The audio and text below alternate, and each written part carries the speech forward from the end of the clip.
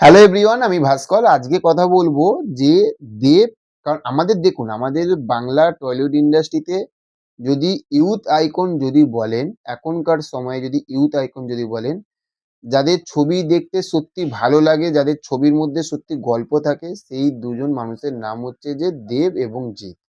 আজকে যে বিষয়টার উপরে কথা বলবো সেইটা হচ্ছে যে এই সময়ে দেব এবং জিৎ, এদের দুজনের মধ্যে কে এগিয়ে রয়েছে এবং কে পিছিয়ে রয়েছে, তাই না? দেখুন, আমি প্রথমে অভিনয় জগতে কে এসেছে, জিদ্দা এসেছে। তাহলে আমি জিদ্দাকে দিয়ে শুরু করছি, তারপরে আমি দেবদার কাছে আসছি। প্রথম কথা হচ্ছে যে দেবদার থাকতে জিদ্দা কিন্তু অনেক অনেক অনেকটা ইন্ডাস্ট্রিতে সিনিয়র, ঠিক আছে? এইবার সেই সময় থাকতে মোটামুটি 2015-16, 2020 সাল অব্দিও জিদ্দা একটা বাংলা ইন্ডাস্ট্রিতে একটা ভালো লেভেলের রাজ করেছে এবং সরি, এবং তার ছবিগুলোও ব্যাপক লেভেলে কিন্তু চলেছিল। আজ আপনারা ভেবেই দেখুন যে বস, তাই না? যে বস, বস টু, তারপরে আওয়ারা, দিওয়ানা, এই ছবিগুলো কি লেভেলের বক্স অফিস কালেকশন করেছিল। তাহলে জিদ্দা কিন্তু একটা সময় ভালো বক্স অফিস কালেকশন এনেছিল এনেছিল তারপরে চেঙ্গিস বেশ একটা ভালো কালেকশন করেছে। তারপরে মিথ্যে কথা বলবো না, মানুষ, বুমেরাং, এইগুলো সেই লেভেলের বক্স অফিস কালেকশন আনতে পারেনি। এবং দেবদা রিসেন্ট সময়ে আপনি যদি আফটার সাজবাতি থাকতে যদি দেখেন, সাজবাতি, টনিক, প্রধান, প্রজাপতি টু, তারপরে আপনার রঘু ডাকাত, এই ছবিগুলো কিন্তু দেবদা একটা রিসেন্ট সময়ে যে কটা বাংলা ছবি বেরিয়েছিল প্রত্যেকটা ছবিকে কিন্তু হারিয়ে দিয়েছে দেবদা। তাহলে বক্স অফিসের দিক থাকতে প্রথম আমরা আসি মানে বক্স অফিস কালেকশন। তাহলে বক্স অফিস কালেকশনের দিক থাকতে যদি আপনারা যদি বলেন যে কে এগিয়ে রয়েছে, কে পিছিয়ে রয়েছে, তাহলে একটা জিনিস ভেবে দেখুন, যে সময়ে জিদ্দা যে লেভেলের বক্স অফিস কালেকশন দিয়েছিল, তখন কিন্তু দেবদার কিন্তু একটু হলো বক্স অফিস কালেকশন কম ছিল। এবং এখন জিদ্দা একটু ডাউনে রয়েছে, দেবদা একটু এগিয়ে রয়েছে। তাহলে এক কথায় যদি আমরা ধরি, তাহলে জিৎ দেব বক্স অফিস কালেকশনের দিক থাকতে একটু আগে পিছিয়ে রয়েছে, একটু আগে পিছিয়ে রয়েছে।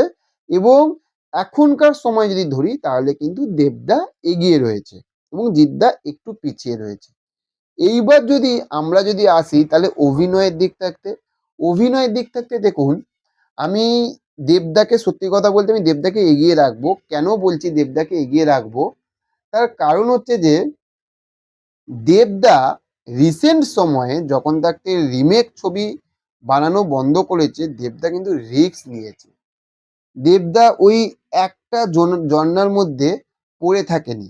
দেবদা কিন্তু কখনো টেক্কা বানিয়েছে, কখনো প্রজাপতি বানিয়েছে, কখনো প্রধান করেছে, কখনো সে রঘু ডাকাত করেছে, কখনো সে বাইক অ্যাম্বুলেন্স দাদা করছে, কখনো সে আবার টনিক করেছে।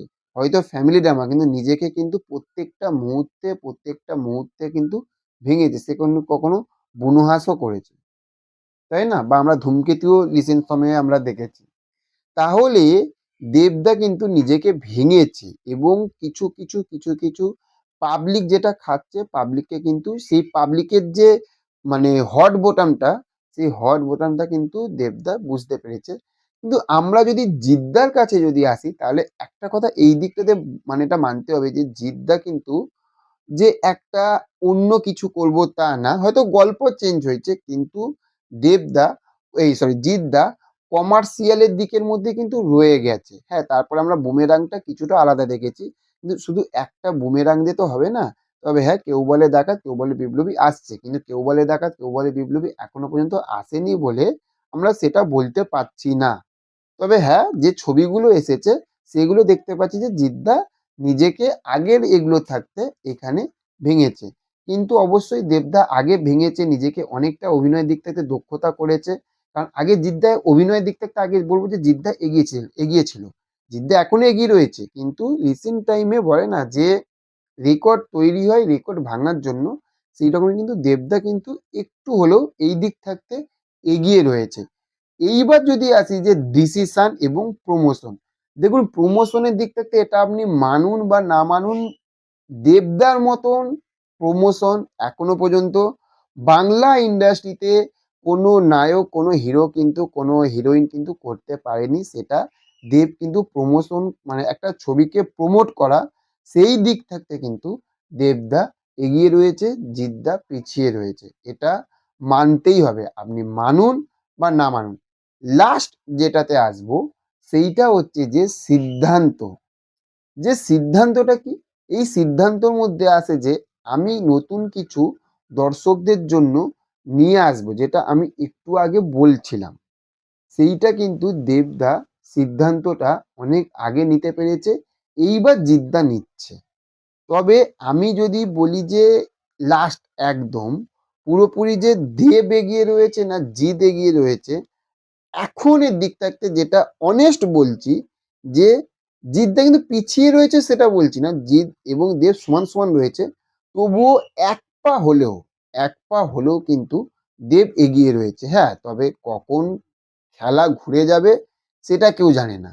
কিন্তু রিসেন্ট সময়ে জিদ্দার থাকতে দেবদা একটা পা এগিয়ে রয়েছে, এইটুখানি বলতে পারি। এটা আমার মতামত।